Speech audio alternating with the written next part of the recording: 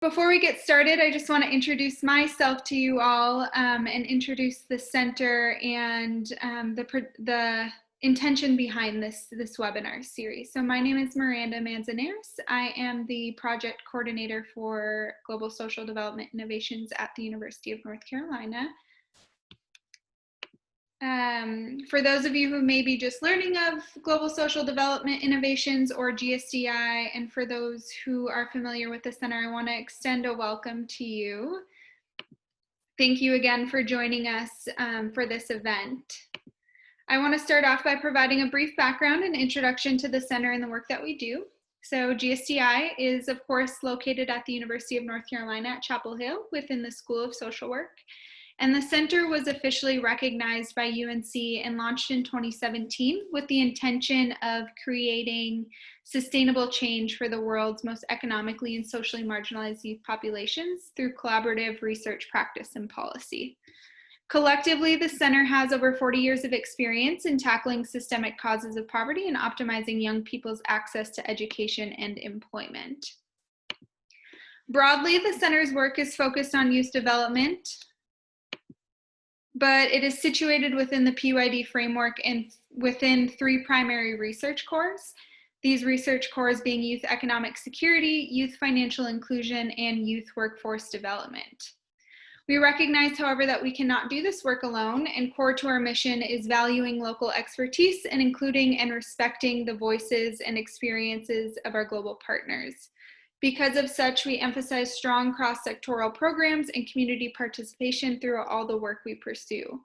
We partner with civil society, governments, and private sectors to develop and test innovative solutions designed to advance youth well-being globally. And through our work, we are able to support youth to be healthy, stay in school, find jobs, save money, and become motivated and engaged adults in the digital age.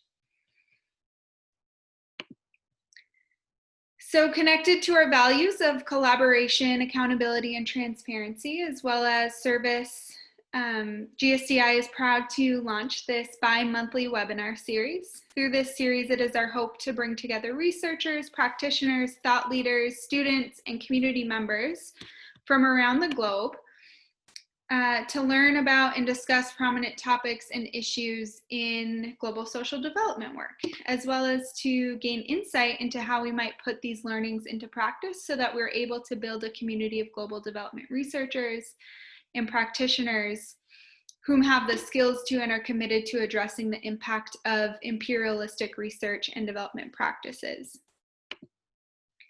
This month, we are welcoming Dr. Neil Bilotta. Not only is this webinar a means for us to welcome Dr. Bilotta as he joins the GSDI team and the UNC School of Social Work in his role as a clinical assistant professor, but also we wanted to link this month's webinar to the upcoming Global Ethics Day, which is on October 21st. Today's webinar will focus on culturally responsive ethics in practice and research, and Dr. Bilotta's work explores social inclusion and culturally responsive ethics of global social work, including youth participation in evaluation research and social development. He is interested in the ways colonialism and Eurocentric power inform research methodologies and social work interventions with communities who face substantiated subjugation. He has worked with forcibly displaced young people in sub-Saharan Africa, the Middle East, the US, and Canada. Dr. Bilotta, welcome. We are so happy to have you. I will allow you to begin sharing your screen.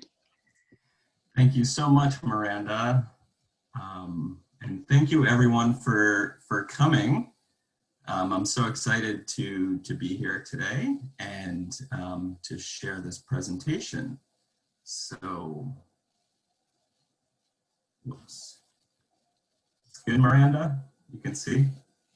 Okay, perfect. So welcome everyone, thanks for coming.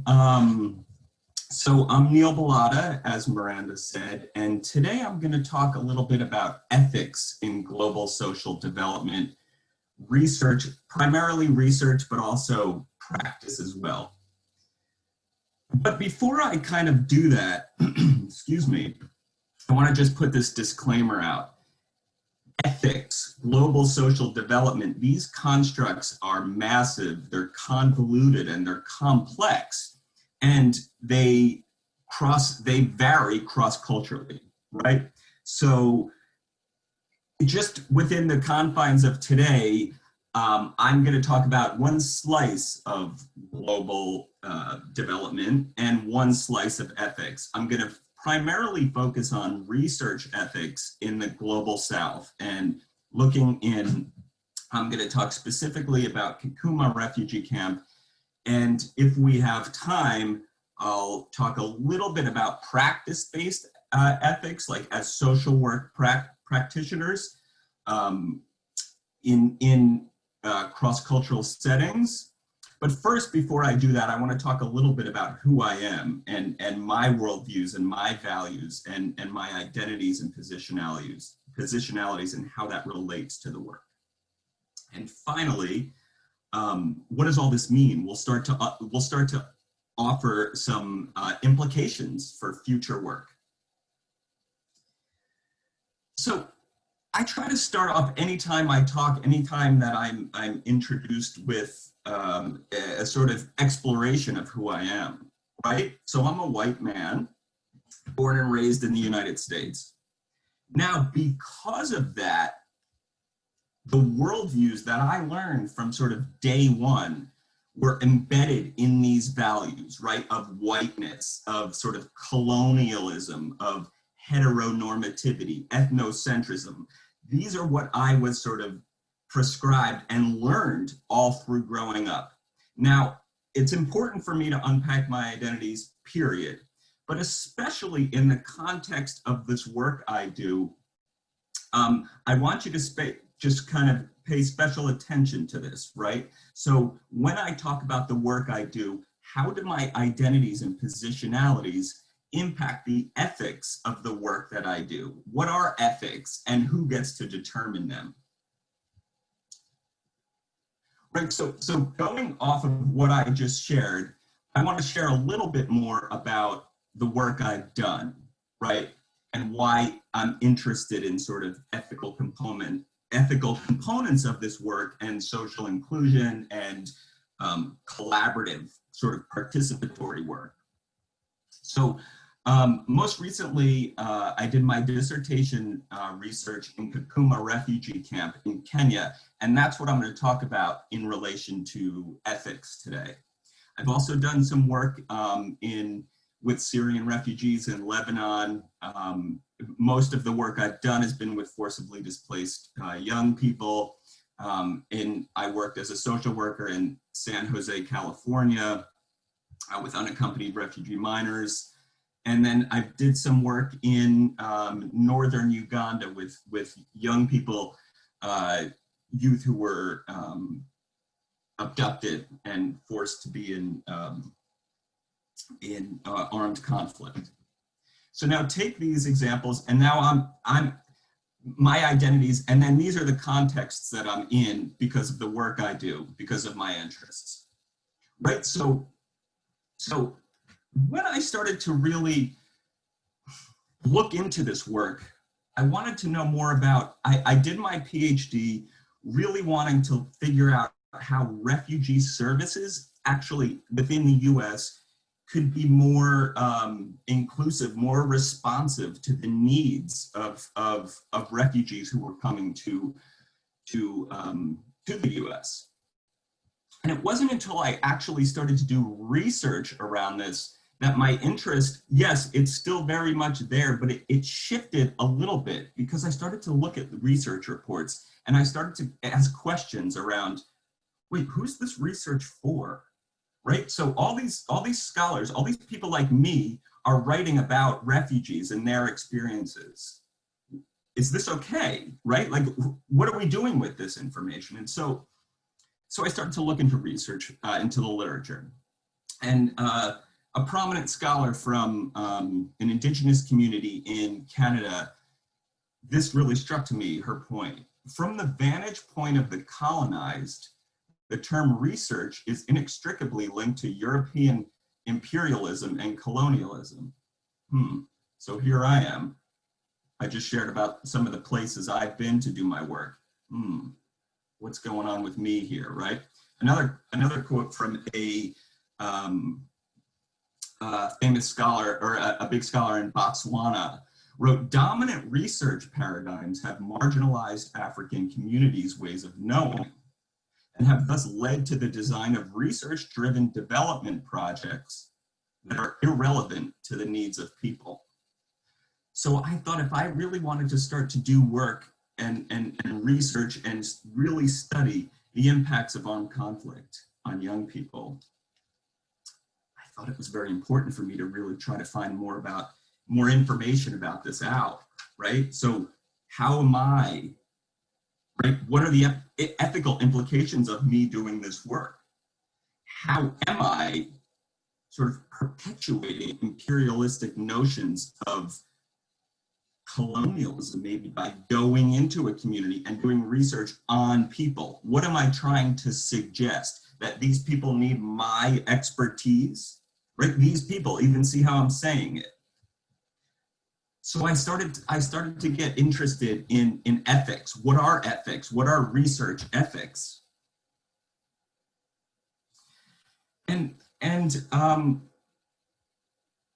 you know, informed consent, institutional review board, do no harm. I was reading all these concepts and I wanted to know more, right? Especially given the frame of the work that I do. And in my work, I found that there was sort of 3 different camps of ethics, of research ethics, that are essentially there to guide researchers. And the first one, so here they are: procedural ethics, relational ethics, and situational ethics. Now, procedural ethics, I think, are the ones that most of us researchers are familiar with, right? Internal review boards, informed consent, privacy and confidentiality, sort of how you're going to disseminate your work, et cetera, right? So these boxes that we have to tick off as researchers before we can do work, right? So when I was doing global work, and this is a whole side story, but when I was doing, when I was doing my dissertation, the main, one of the most main important components was that I got the research ethics board, right, from my institution, from my university. And once I did, then I was ethically sound enough to go into a refugee camp and talk to people, right? So it's just this formality that we see.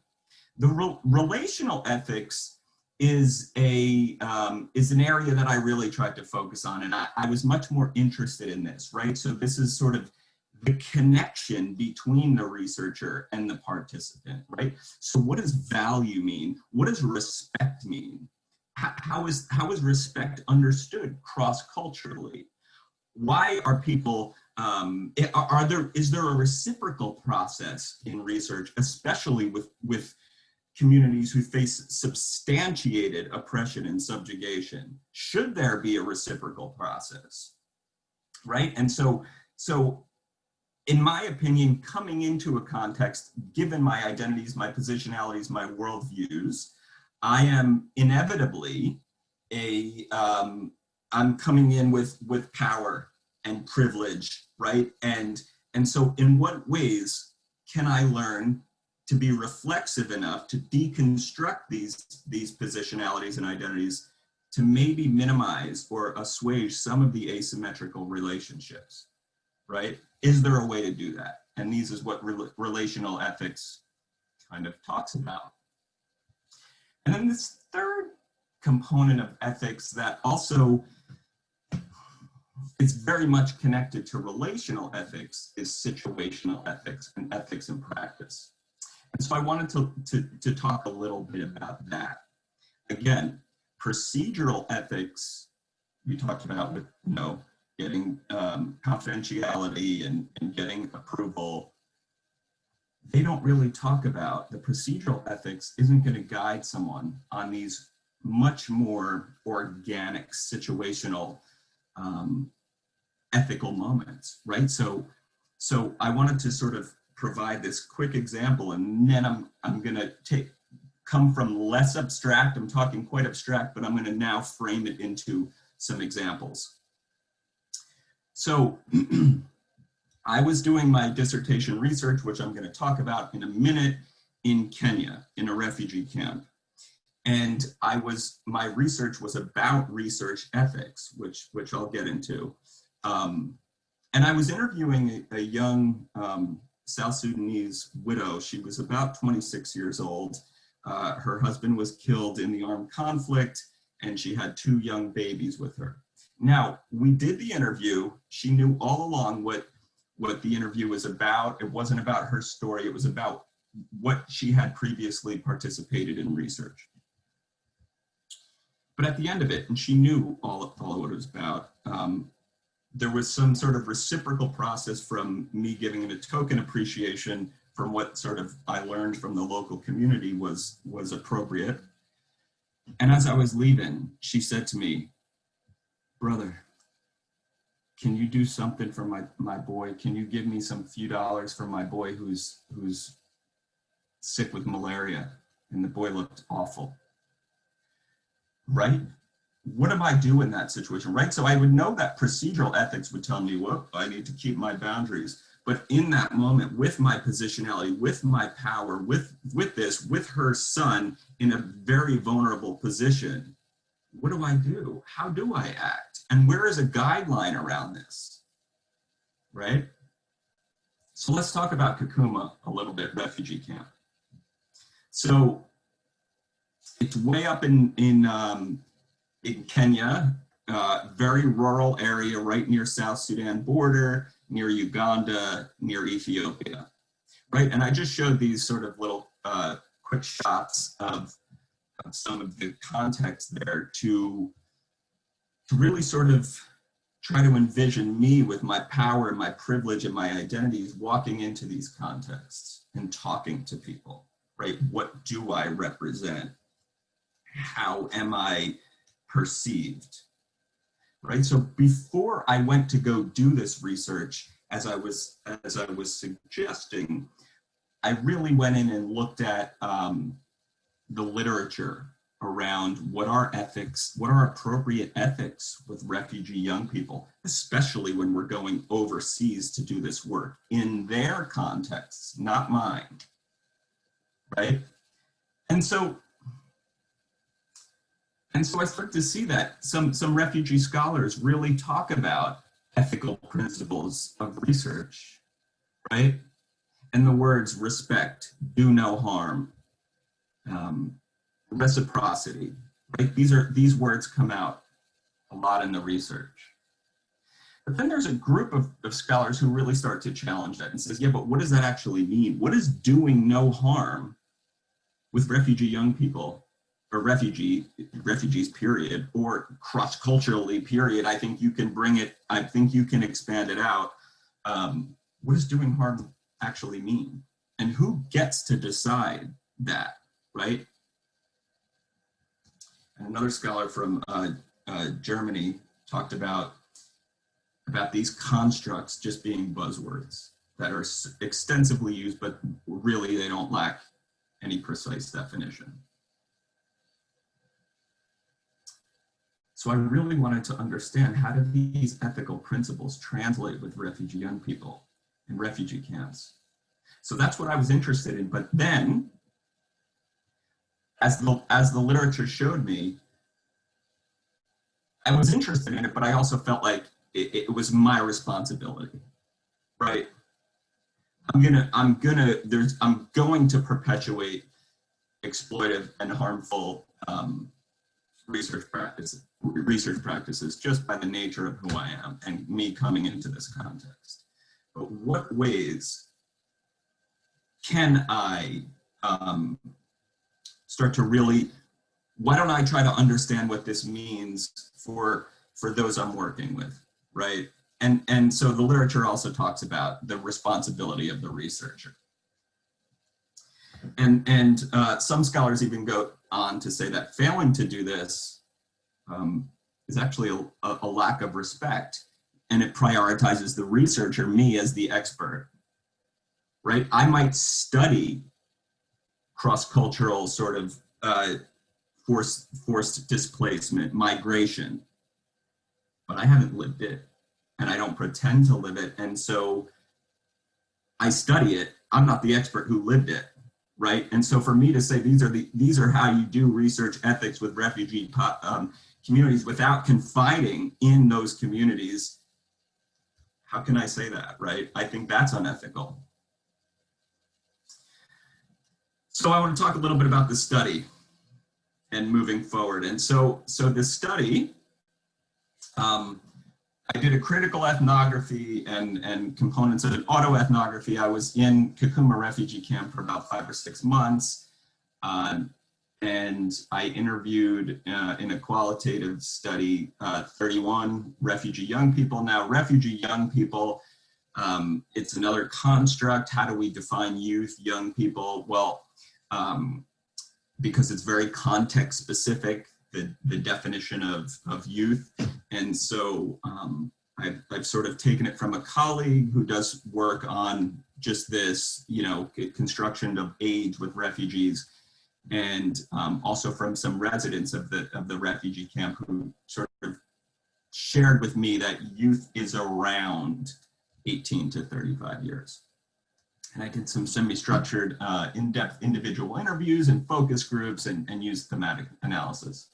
Now, so I looked at this question overall, and then of course broke it down to smaller questions, but how to previously research, so people who've previously been in research, predominantly with outside researchers like myself,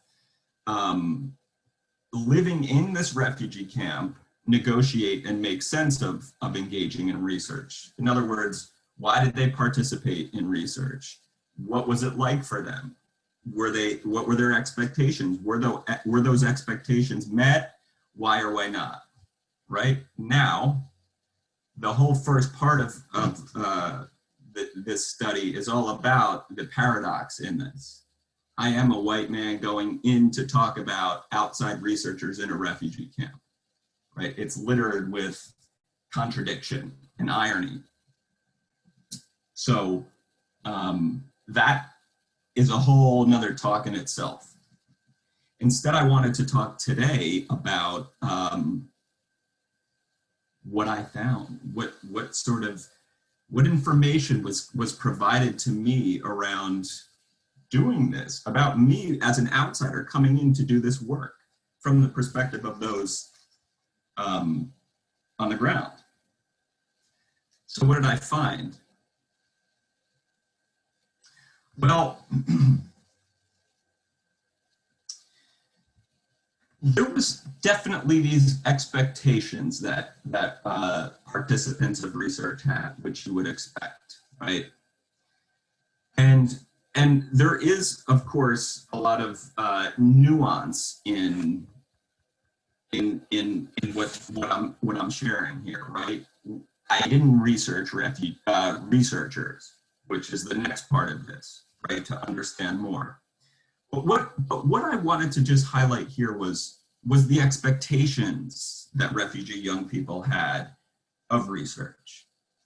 So in other words, when they agreed to do research with a researcher, there was an expectation that something would happen, right? For example, if you're coming here, this was, someone told me, if you're coming here to do research on girls' education in Kakuma refugee camp, I expect something to be done about girls' education in Kakuma refugee camp. Now, do I expect you to have all girls be able to study? No. But would I expect some kind of results to see what you've done with this research or where you followed it up? Yes. Okay.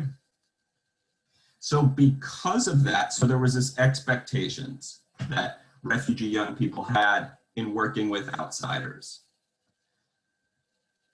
And then there's this other notion about false promises. So unfortunately, we can't really get into that just based on time, but very fascinating. So not only did people have expectations of what would happen in research, in this research relationship, they also, many participants also told me that, no, not only did I expect that the researcher promised me that they would do something, right? And so that can get unpacked much further. And again, we can't do it here because I think there's many components to that. But anyway, to get back to these previous research experiences. So based on the unmet expectations and based on the false promises, refugee young people reported that they didn't feel respected, that they didn't receive benefits, there was no beneficence, and they actually felt exploited by research. So I wanted to share a couple of points here. Oops.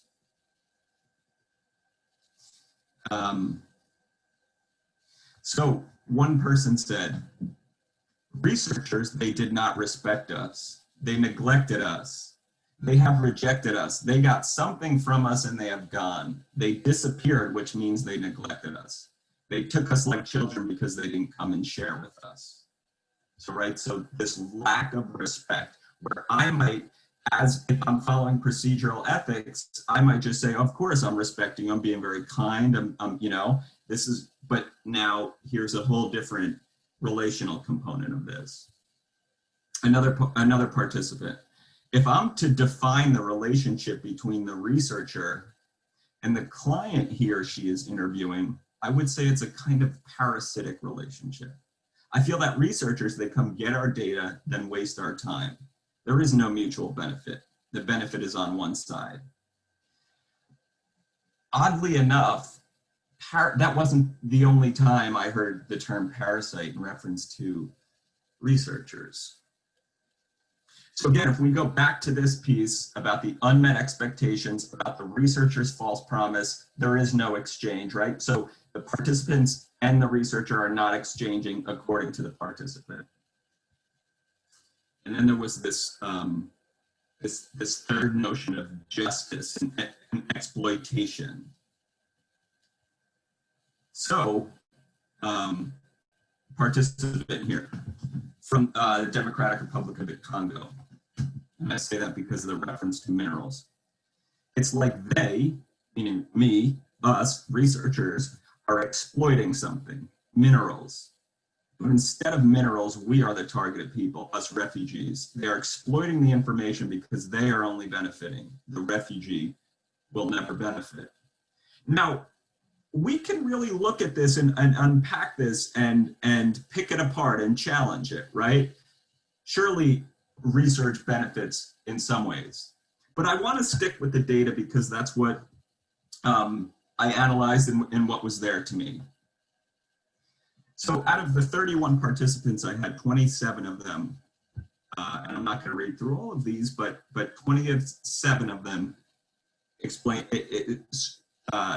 shared one or more of these: feeling used, feeling exploited, took us like children.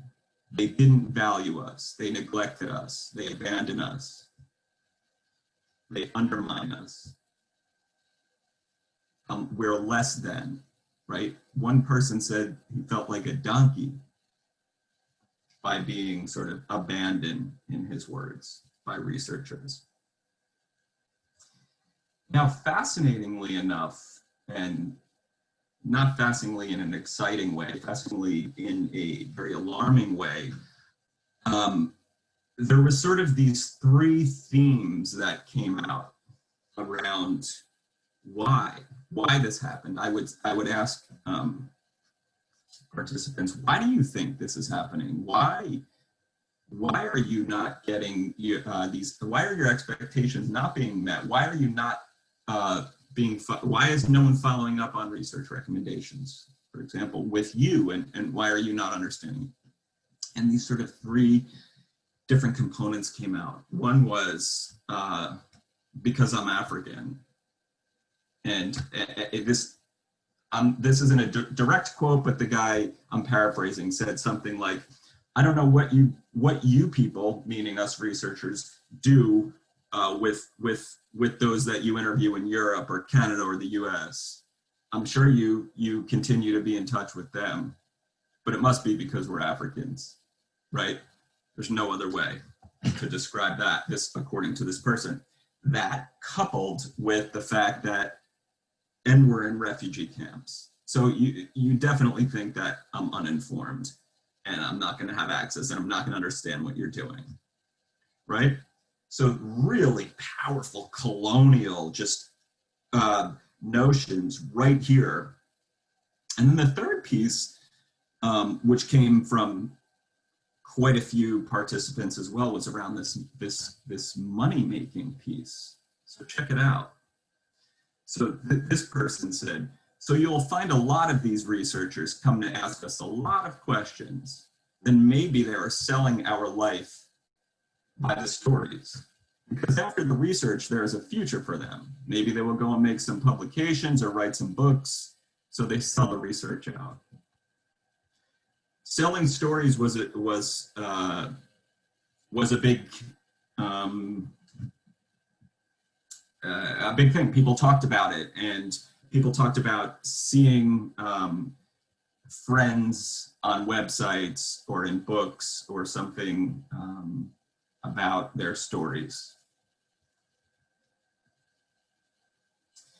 So if we look at something like the theoretical sort of undertones, underpinnings of this, it felt sort of like an alignment between a lot of what sort of quote unquote post-colonial theory talks about, right?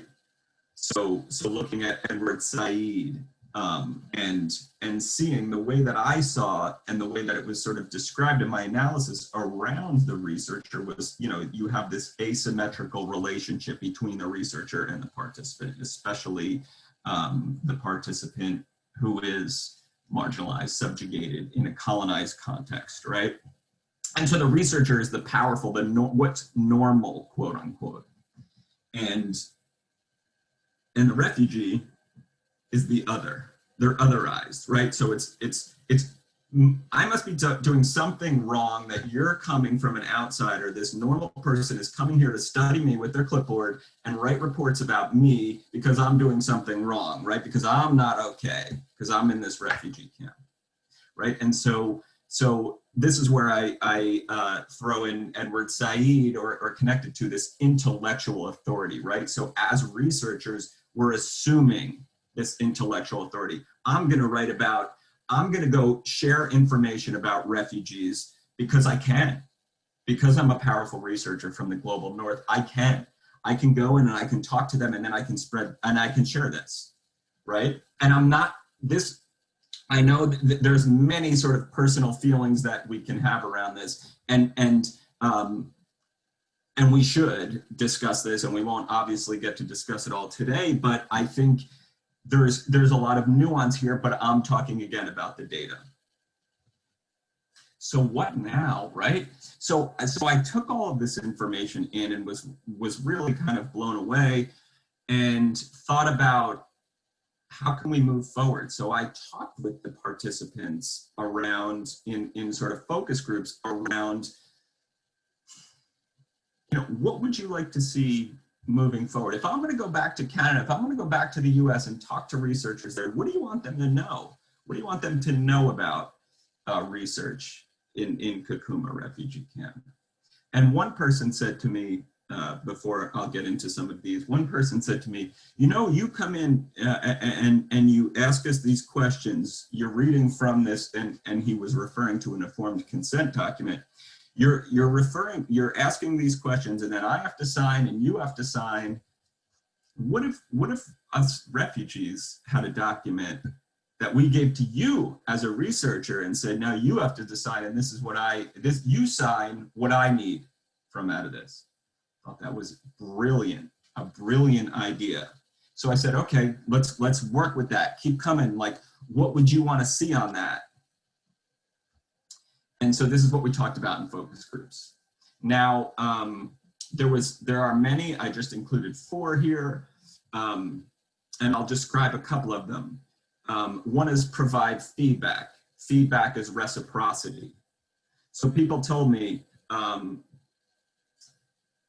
if can you get the results? Can you share with us what you're doing? I don't expect you to come back here. If you can come back with results, that would be amazing. But is there a way to communicate? Can you call me? Can you email and say, this is what I'm doing and this is what I've done with the research, right? So that's one. The second component is exercise direct and transparent communication. Now, this one sounds obvious, and I think it is, but I think this is where there is some literature around false promises, and I think it gets confusing on both sides, right? So direct and transparent communication. Maybe I say in my informed consent document, you will not see any benefits from this study, right? But people, there was something lost there in many people. Said no, they didn't say that, or whatever happened. But around the direct and transparent communication, it was more looking at if you're coming here and the sole purpose of your trip is to write a book about refugee Ethiopian refugee men, and that's all you're going to do is write a book and then you're going to sell it, totally fine. Just let me know that. So the expectation is not that maybe you're going to do something to sort of help once you get the book sold and the money, or can at least I have a copy of the book? If you're writing about refugee Ethiopian men and you interviewed me, can I see the book? Right, so there was that. A third component was following up with research recommendations. So someone said to me, I don't expect you researchers to move mountains, but I do expect you to follow up with your recommendations. Let's go back to the example of the girls' education. If you're looking at girls' education in refugee camps, I expect you as a researcher to pass that information on, whether you're passing it to an NGO, whether you're passing it to another researcher, but something needs to follow up. I know you're busy, but try not to sit on it. And this fourth piece was around reflecting on your personal and your research objectives. Why are you doing this research? For whose benefit? And what do you plan to do with it? So here, when you're looking at direct and transparent communication, researchers, they must be honest. They have to respect us. If you are honest, it means you really respected us. You should try to give us feedback, but if you can't or you don't want to help or you don't have the budget, you just have to be honest and tell us. It is much better to be honest than to disappear. And this one I included, I included when I asked someone around what she thought that refugee young people, sorry about that, were doing, about researchers, why they weren't coming back. And she said to me, let me ask you a question. If you come and do research about something, do you guys, meaning researchers, focus on change or look at the money part or the grades part? Do you want to be pronounced the best researcher, or are you doing it for a change? If you're doing it for a change, then there should be a change in the situation you came to address. Why are you doing this, right? Being reflexive. And we don't have much time, but I did want to just briefly highlight how this also happens in practice-based work. So again, this is just brief, but I was in, for my master's of social work, I got to spend 9 months in northern Uganda, and I worked with formerly abducted youth, children, otherwise known as child soldiers. And in this particular area where I was in northern Uganda, there was two main, so it was post-conflict, the conflict was done.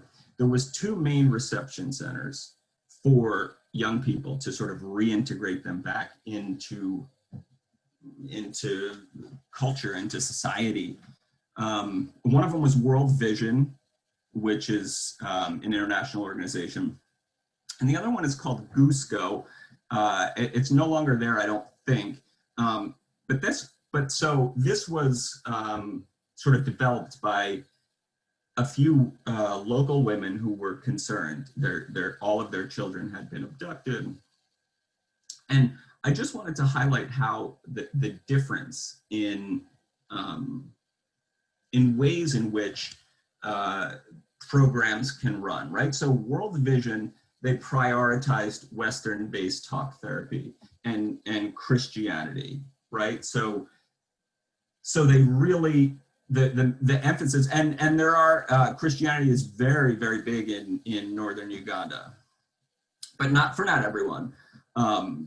But it was so embedded in the ideology that counselors believe that if they do not succeed in converting the child to Christianity and making them confess and repent their involvement in violence, the reintegration process will be delayed, right? So really focusing on that. And that ideology was similar throughout a lot of World Vision's ideology, yeah. They also World Vision also would use sort of culturally specific reintegration ceremonies and rituals, but they were definitely sort of secondary to this talk therapy, where Gusko used, it wasn't specific, right? So if cultural specific healing strategies really worked, or that's what the youth sort of were bound by, they would prioritize that. But then there were, in this one-day training, an Italian organization came in and in a one-day training showed them narrative exposure therapy. And so that was sort of the shift, right? This outside coming in to sort of show around a Western-based therapeutic approach.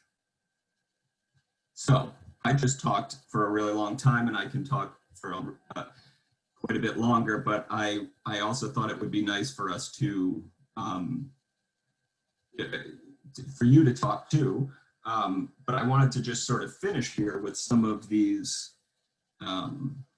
implications. What does all this mean?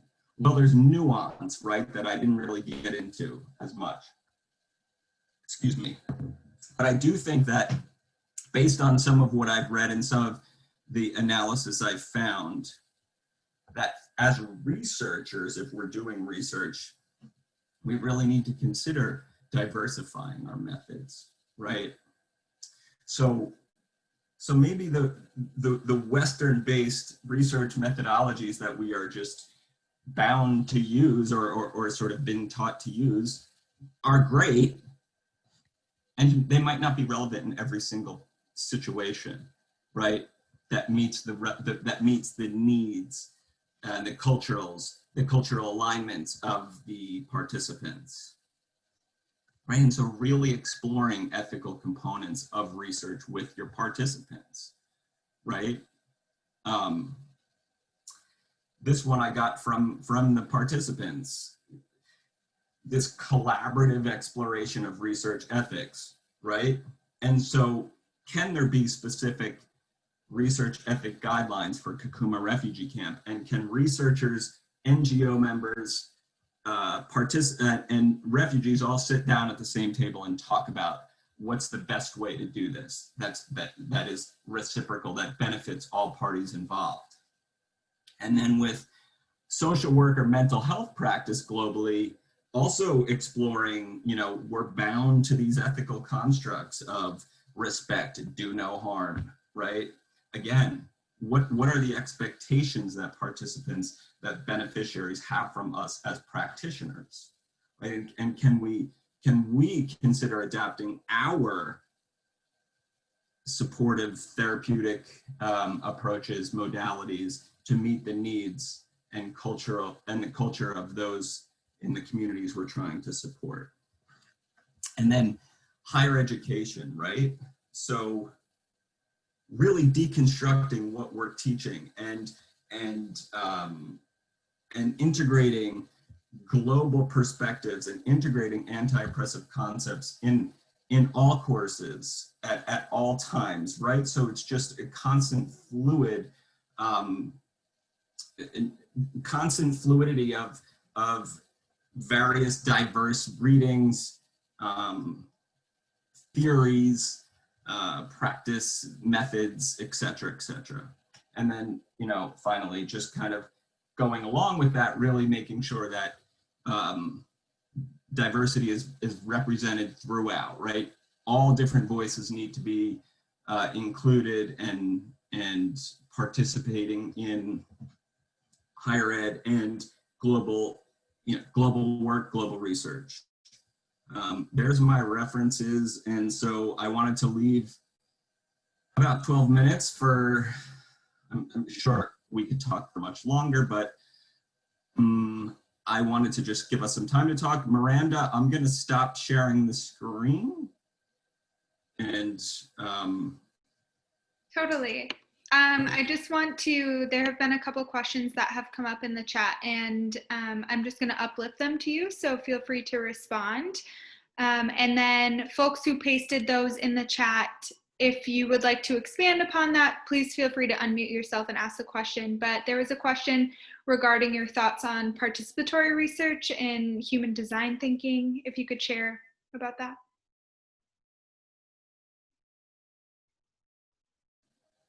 yes, I very much am into participatory research. Again, I think sometimes I'm still trying to explore lots of components of it. I have engaged in some participatory research projects with refugee young people, and I'm so interested in it. I think I have a lot more to learn because I still challenge participatory research a lot, because I think the idea, the general ideology and framework of participatory research is incredibly valuable and important. I just sometimes wonder how to actually do it, how to actually have the people that we're trying to support, the participants, really be as involved from every step of the way. I think there's academic constraints that get in the way. I think there's financial constraints. So yes, ideologically I love it, but I need to find out some more information about it. And then there are additional two questions. Firstly, what types of research had the refugee young people participated in prior to your involvement? And then second to that is, what has the response of researchers been to this information? So first part of that was, it was very diverse. People were in qualitative and quantitative studies, and the area was extremely diverse too, from public health to sociology to women's studies to geography. Yeah, there was just, it sort of really traversed a big area. So that's part A. I could get into more specifics if that person wants to follow up as well. Part B to that is, there's been a lot of pushback and challenge from researchers, telling, just saying that there's much more nuance to this. I always tell participants the truth, what's going to happen and what's not. And I do think, the false promises like that, it's very complex. And so it's been received, but I think we as researchers are there's so many constraints. As an academic, I don't benefit from going back to the same research participant and sharing my information. It's new knowledge. As much as you can do, get on this grant, publish this, go do that. And so I think there's a lot of constraints that's been a big public pushback from some of the researchers as well, saying, well, how can I do this differently if I'm bound to these 10-year expectations? And the academy has a huge responsibility in this, absolutely.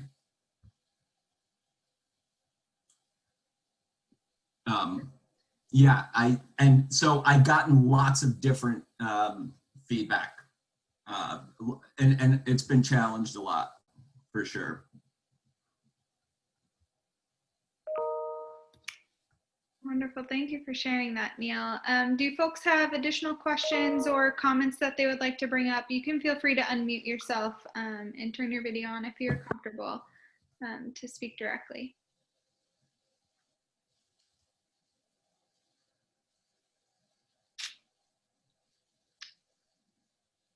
Hi, I have a question. First off, thank you so much. This is honestly, this kind of thinking should be required of literally anybody who's ever doing research in a community different than their own, because I just see so many things done wrong anyway. And I don't know the right way either, but so I guess my question would be, so going off of the principles that you talked about, so how did you actually go back and then share some of these findings with the community, and maybe like, yeah, what was the feedback or reaction from that as well? Excellent question, and thank you so much for it. Yes, so speaking of the paradox of me doing this work, I tried to sort of minimize the replication of all of this. So I talked a lot with participants while I was there the first time around, what do you want to see out of my research? And why are you participating in this with me? Because some people said, I never want to do research again. And I said, why are you choosing this? And they said, because you're talking about this, because maybe other researchers will hear this. And so what I did, and this is where a lot of the nuance comes in. So I was able to get funding to go back. And with the funding, I made booklets for each participant who participated, and it just shared what I'd done with, like, what I've done since we were last together, who I've shared this results with, and then each participant got to keep this booklet, and sort of what my future plans are. One thing that was very interesting, though, as you asked that question, was I was so excited to just be like, I'm coming back, I'm bringing these books back. And I think most participants were just way more like, oh, cool, great book, but like, holy, how's it going, and I was just like, oh, is it just, maybe it's more about the relationship? There's so much there as well. But yeah, so great question. And there was another question that came up in the chat from Dr. Massa, which was, how can we account for potential harms to communities in our IRB? Dr. Massa, that's such an excellent question. I wish I had a straightforward answer. I'm working actually right now with some Canadian scholars who are working all about on IRB issues and ethics around sort of accountability. And that's a great one. I think if the IRBs were developed, or there was starting to be a process where IRBs could be initiated by multiple different entities, right? So you had researchers, but you also had people from the areas who were going to be studied, for lack of a better word, right? So if you had participants, if you had, say it's a public health study, if you had public health officials, if you had participants of this study, if you had NGO workers, everybody coming together to really start to think about how to do this more ethically, right? And to be held accountable. Like, is there a way to be held accountable? And yes, Dr. Strom is an expert in this, way more than I am, and she would be the one to answer these questions, and I would love to hear her speak on that as well, if that's possible. Well, no, I mean, I think part of the challenge is the IRB ends up being a very narrow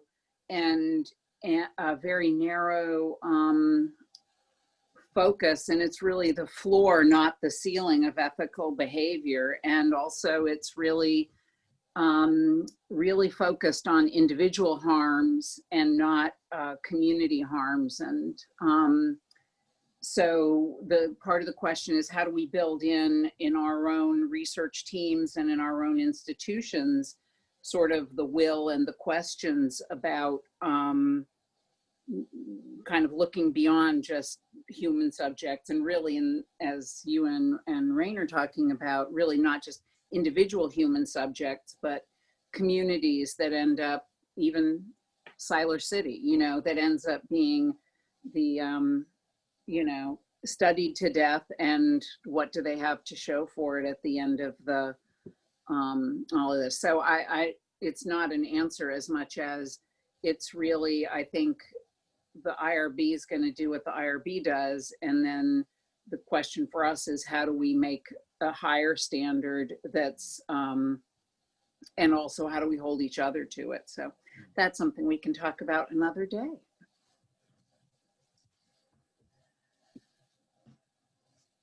Thank you for adding that. Yeah, it's super, super complex. Well, we do have time for one more question, if there is any.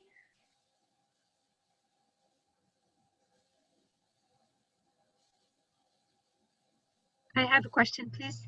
Yes, totally. This is an amazing subject. I'm so thankful that I'm part of this discussion. My question is, as you were talking about people wanting to know, like, what are you gonna do for us? And I happen to work with refugees in Lebanon myself, and I noticed that so well, and people were even vocal. So would that be part of the ethics also? Like, okay, we're finding this, we're learning this and that. So what are we gonna do to have an impact on the ground? Yes, I thank you for that comment. Yes, right off the top of my head, I would say yes. I think there was so much of my study was, you know, as refugees were saying in this process, I'm giving you my time, like I'm sharing with you all of this information and you're going to benefit from it. So what can we do? How can we make this more reciprocal? I feel like there's no reciprocity, and that, you know, there was an expectation, and I think it's laced in culture where, if, you know, my worldviews, again, I'm coming from the global north. I've been reared in an environment where, yeah, someone could come and just ask me all these questions and then they go and that's okay. But in a lot of these sort of collectivist cultures, it's like, no, you come into my house, like we're going to share, we're going to interact. And I think that's why the voices of, in my particular study, refugee young people need to be at the table when we're discussing how to do this in an ethical way. So then, to answer your question, we can have strategies that aren't just coming from people like me to be like, this is the best way to do research with refugees. No, how can I say that without the refugees there? And I think a lot of the answers would be much more clearer. It's an initial way to start the conversation by bringing everybody together. Thank you. Well, thank you everyone for joining us. I want to be respectful of everyone's time. It is 4 o'clock, so we will conclude. If there are any remaining questions, I believe Neil had included his, can you just type your contact information in the chat? Yes. And as mentioned, as we started this webinar series, it will be bi-monthly, so please be on the lookout for the next webinar coming in November. And Dr. Bilotta's email address has been placed in the chat, so I'll just give you a moment to copy that down. But thank you so much, everyone, for coming. We're happy to have you.